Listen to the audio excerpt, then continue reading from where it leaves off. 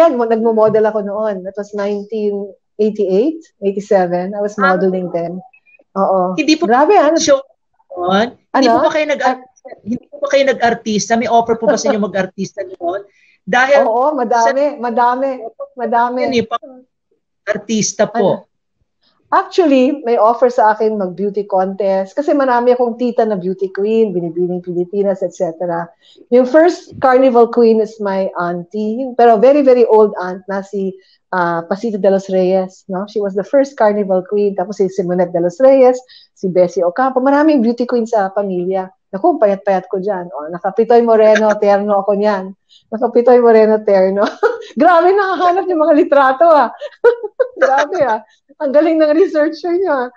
Tapos, I remember when I was doing advertisement sa TV, nag-advertisement ako, yung commercial modeling ako to earn extra money.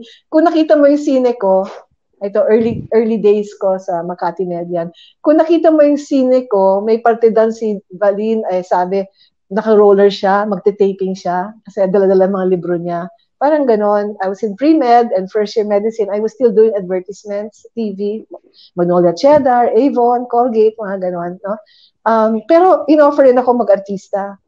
Ang movie na in-offer sa akin, here I was 27 years old. No? Ang movie na in-offer sa akin was Kapitan Kidlat. Si Christopher, ako isang Diyosa daw. Isa sa mga Diyosa na magbibigay ng kapangyarihan kay Kapitan Kidlat. Yun ang aking role, pero ayaw ng father ko kasi puro sexy actress mga kasama ko. Ayaw niya.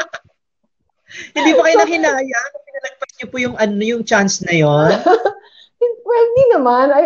I don't know, hindi ko na inisip, no? And then, pumunta pa yung producer sa bahay Tapos kinausap kami. Mamili daw ako dun sa 3 Diyosa kung alin ang gusto ko dun. And then, pero nung nakita ng daddy ko yung mga ibang artista, ay nako, hindi! Mag-aaral ka, maging doktor ka. So, ang compromise na lang dyan is advertising na lang. So, pinayagan naman niya to do advertising modeling, no? And I did that to earn extra money, to feel what it's like to, earn my own money, di ba? Kahit nasa school pa ako. So yun, in-offer talaga ako na mag-artista.